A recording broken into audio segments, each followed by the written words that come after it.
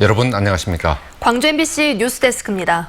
오늘 일본군 위안부 피해자 기림의 날을 맞아 평화의 소녀상이 세워진 광주 지역 곳곳에서 일제 만행을 알리고 피해자를 기리는 행사가 열렸습니다. 특히 올해는 역사를 부정하는 일본 아베 정권을 규탄하는 목소리가 높았고 행사에 참석한 일본의 양심적인 시민들은 강제징용의 아픈 역사를 잊지 않겠다고 말했습니다. 첫 소식 이재원 기자입니다. 일제 강제동원 피해자인 근로정신대 피해자 시민 모임에 뜻밖의 손님이 찾아왔습니다. 한일 두 나라의 지난 역사를 한국에서 바로 배워보겠다고 방문한 12명의 일본인 역사 기행단입니다. 일본인 역사 기행단은 광주시청 평화의 소녀상 앞에서 열린 위안부 기림의 날 행사에도 참석해 피해 여성들의 아픈 역사를 함께 느꼈습니다.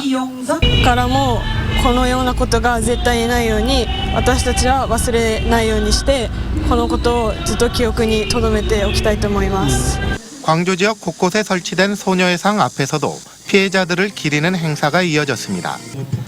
특히 올해는 일본의 경제 보복이 더해져 일제의 만행을 규탄하는 목소리가 어느 해보다 높았습니다. 대형 현수막에는 아베 정권을 규탄하는 문구와 함께 안중근 의사를 상징하는 손도장이 찍혔고 1km가 넘는 인간띠가 생겨나기도 했습니다. 전쟁 범죄 사죄하라, 사죄하라, 사죄하라, 사죄하라. 아베 정권 규탄한다, 규탄한다, 규탄한다, 규탄한다. 젊은 세대들은 플래시 몹을 통해 일본 제품 불매 운동을 선언하는 등 세계 위안부 기림의 날을 맞아 과거의 일제와 현재의 아베 정권을 규탄하는 다양한 목소리가 표출됐습니다. MBC 뉴스 이재원입니다. 일본 아베 정권의 경제 보복에 화가 난 시민들이 요즘 자주 하는 말이 있습니다. 독립운동은 못했지만 불매운동은 하겠다는 겁니다. 그럼 진짜 독립운동을 했던 분들은 일본 정부의 행태를 어떻게 바라보고 있을까요? 우종은 기자가 애국지사들을 만나서 들어봤습니다. 일본의 난폭함이 극에 달했던 1943년 광주 사범학교 3학년이었던 노동훈 애국지사는 대한민국 임시정부 국내 연락원으로 활동하다 옥살이를 했습니다. 독소배를 조직해 항일운동에 앞장서기도 했던 노동훈 애국지사는 최근 일본의 경제 보복을 보며 70여 년 전 일제강점기를 떠올렸습니다. 아주 못된 짓을 또 하는구나. 과거의 일본의 침략을 우리가 받을 때에 얼마나 울고 부르고 했습니까? 그때 이 일을 당한 사람으로서 도저히 참을 수가 없어요. 그러면서 아베 정권에 맞서는 우리 국민들은 이번 기회에 반드시 식민 침탈에 대한 사과를 받아야 한다고 말했습니다. 자기가 반성하고 우리한테 사과하고 그렇게 나와야죠. 그것이 온당한 일입니다. 지난 1943년 일본군에 끌려가 관동군에 편입됐던 김백일 애국지사는 독립운동의 뜻을 같이 하는 동지들과 함께 광복군에 들어가 항일운동에 헌신했습니다. 김 지사는 자신이 광복군으로 간 이유는 양심에 따른 일이었다면서 최근 일본산 불매운동을 하는 우리 국민들 또한 국민으로서 해야 할 일을 하는 것이라고 말했습니다. 아니, 민족군이 살아있구나 하는 느낌이 들어요. 지금도 라디오에도 나오지만 잘하고 있다고 봐요. 국민들이 잘하고 있어요. 광주 전남에 생존해 있는 항일 독립 애국지사는 모두 5명. 독립유공자와 그 가족들은 광복된 지 74년이 지난 지금까지도 과거사를 부정하는 일본에 대해 분노하면서도 일본은 경제 보복이 아닌 이에 대한 인정과 사과부터 해야 될 것이라고 입을 모았습니다. MBC 뉴스 우종훈입니다. 광주 학생 독립운동에 참여했다가 90년 만에 독립유공자로 지정돼서 내일 광복절에 대통령 표창을 받게 된 분이 있습니다. 고인의 후손들이 신청해서 유공자로 지정됐는데 정작 표창은 후손들이 건네받지 못하게 됐습니다. 어떤 사연인지 김철원 기자가 취재했습니다. 고 이창신 지사는 광주 학생 독립운동이 일어난 지난 1929년 11월 15살의 나이로 항일 시위를 이끌었습니다. 지금의 나주중학교인 나주농업 보습학교 2학년생으로 광주에서 붙잡힌 학생들의 석방을 요구하며 만세 시위를 주도했다 붙잡혀 재판에 넘겨졌고 학교에서는 징계를 받았습니다. 이런 공적을 인정받아 90년 만인 올해 광복절에 대통령 표창을 받게 됐습니다. 두 번 만에 유공자 심사 끝에 독립유공자를 인정받게 된 후손들은 그러나 서운한 마음이 가득합니다. 국가보훈처가 이창신 지사와 후손 간의 유족관계가 확인되지 않아 대통령 표창을 전수할 수 없다고 별도의 공문을 보내왔기 때문입니다. 아닌 사람이 나타나고 사기를 치는 그런 사례도 없지 않아 있었겠지. 그러기는 나 어찌 이보다도 더 복잡한 것도 다 이렇게 조사를 하거나 이렇게 해서 다 알아내고 그렇게 하는 것인데 이것은 좀 등하는 것 아니냐 그런 아쉬움도 있어요. 그 대목이. 애국지사 이창신의 공적 사실은 인정하지만 유족들이 신청한 이창신은 나주중학교 학적부 기록이 존재하지 않아서 동명이인일 가능성을 배제할 수 없다는 게 보훈처의 설명입니다.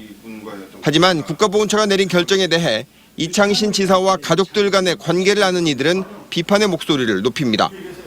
독립유공자 후손 찾기 운동까지 하는 보훈처가 현장 실사 한 번 없이 유족관계가 없다고 결론을 내렸다는 것입니다. 보훈처에서 기록만 가지고 이걸 가지고 다 할 게 아니라 실제로 그 지역에 가서 그 주변에 있는 사람들 증언도 들어보고 또 의심난 점이 있으면 여기서 다시 재조사를 해가지고. 이창신 지사처럼 독립유공자지만 후손이 없는 지사들을 일컬어 무후선열이라고 합니다.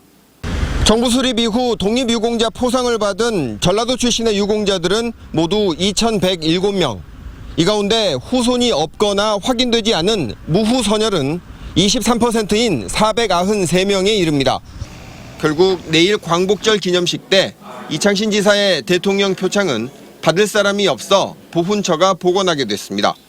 MBC 뉴스 김철원입니다.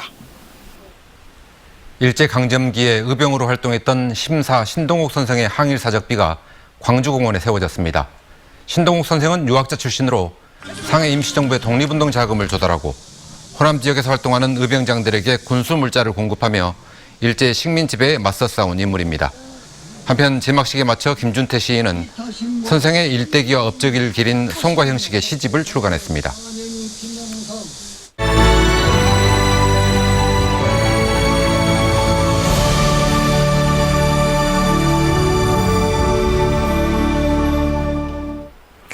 김대중 전 대통령은 한반도의 평화와 통일을 위해 한평생을 헌신했습니다.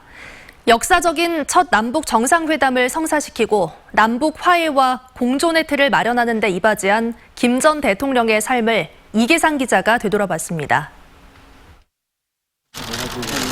남과 북의 정상이 손을 잡고 서로의 경계를 넘나들었던 세기의 장면. 한반도뿐만 아니라 전 세계인들이 이 순간을 주목했습니다. 지구촌에서 마지막 남은 분단 국가. 전쟁이 끝나지 않은 한반도에서 남북 정상의 만남 자체가 감동이었습니다.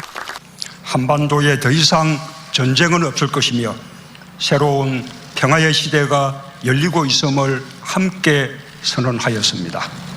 같은 민족끼리 전쟁까지 치렀던 남과 북이 평화의 여정을 시작할 수 있었던 것은 김대중 대통령과 김정일 국방위원장의 극적인 정상회담을 통해서 비로소 가능했습니다. 남북 정상은 한반도 통일 문제를 자주적으로 해결하기 위한 방안을 6.15 공동선언문에 담아서 발표했습니다.